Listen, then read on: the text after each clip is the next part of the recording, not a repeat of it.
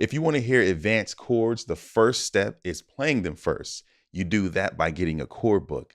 I'll have my favorite chord books in the description below. Make sure you check them out.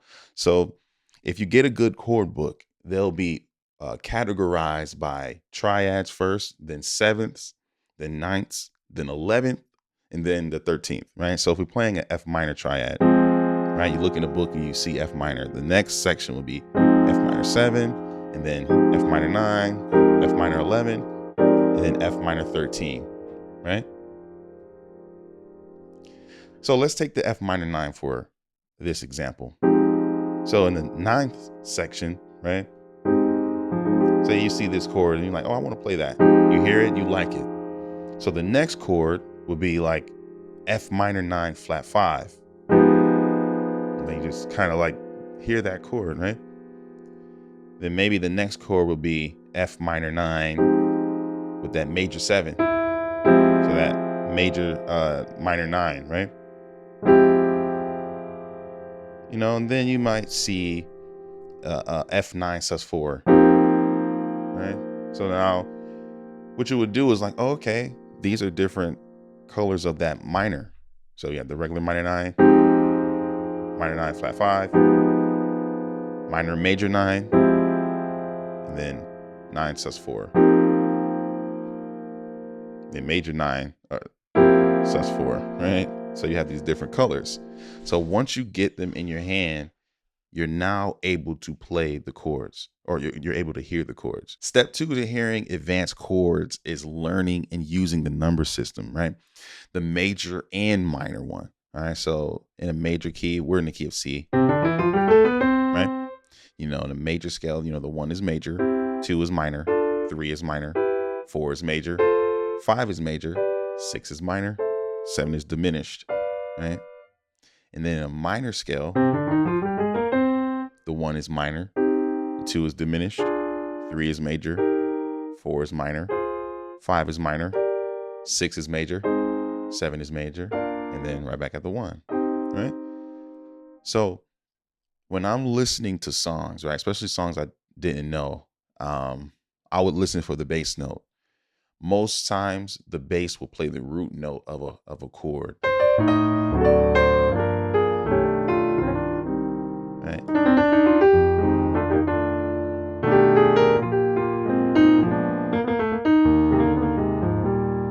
I'll literally take it one note at a time, right?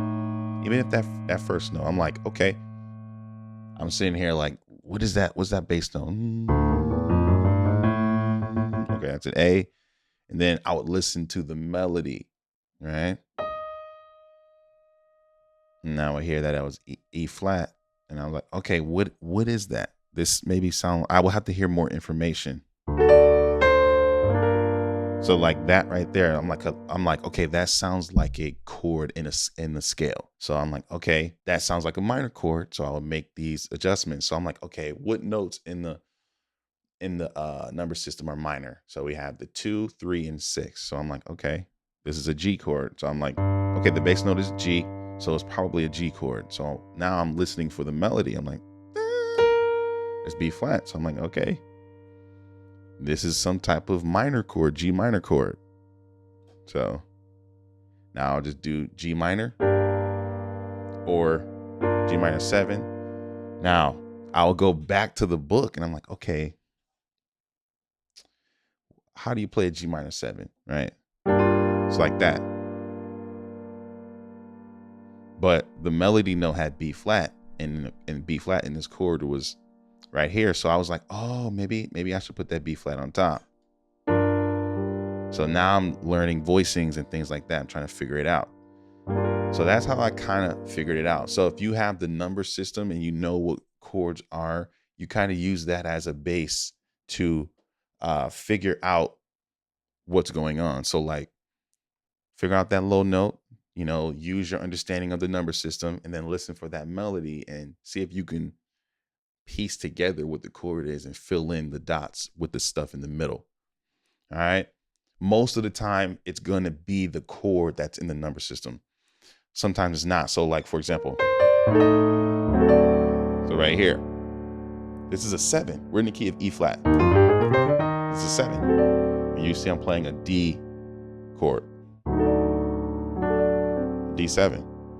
The 7 of a scale, major scale, is not a dominant chord. So that taught me how to hear different colors or different voicings on a particular scale degree. And over time, I would start to hear it in different settings. And I'm like, oh, okay, that's a dominant, that's a 7, or whatever. So that's how I figure things out. Step 3 is to learn and listen to music with advanced chords. This seems obvious and like common sense, but a lot of musicians don't do this. Learning beginner versions or dumbed down versions of songs is doing nothing for your playing. Do not do it.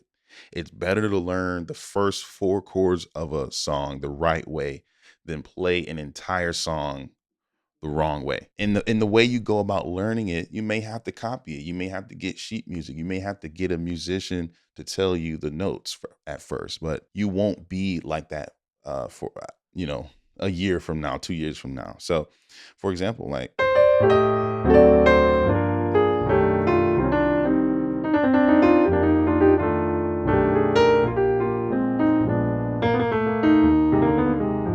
right, let's say that like you learn that the way it is. It might take you a while, and you may not even get through the entire song, but say you get that first chord, you might even just get there. Once you're able to play those chords, they will be a part of your vocabulary. And once they're a part of your vocabulary, you can spot them out by ear. And when you listen to music, you're hearing these advanced harmonies, and it's subconsciously downloading, if you will, into your thought process and how you view music. So you will never learn how to use these big chords if you're not listening to songs that have big chords. And once you just kind of just become a part of that music, it'll become a part of you, right? Especially if you're doing the other steps that I just recommended in this video. Step 4 is to create and experiment with chords. So when you create chords, you could just pick a random note like G, right? You're like, okay, what notes sound well together? What would G, C sharp, A sound like together? And then you kind of just listen to it and make your own connections. Like, is it major, minor? Is it this or that? And then you kind of just internalize the sound. Now, what would it sound like if I put A an octave down? Whole different color, right? What would happen if I put A in the bass down here? You're like, oh, okay. So you make these different connections, like with hearing the notes, and you're learning how to hear the inner voicings or the individual notes of each chord, and that'll help you internalize the music. So, just experiment with certain things. If you can hear the melody of a note and the bass of a note, experiment with different colors in the middle and see what you can create. And all of this will help you shape your own sound and to be able to hear advanced harmony over time. So let's recap. Number 1 is play the chords first. You do that with a chord book. Number 2 is learn the number system, and more importantly, how to hear that bass note and the melody, and use a number system to create the chords, or to fill in the chords rather. Step 3 is to learn and listen to music with advanced chords in it. Once again, that's straightforward. And number 4 is to create and experiment with your own chords. All right. If you have any questions, let me know in the comments below. Make sure you like, subscribe, and share, and I will see you in the next video.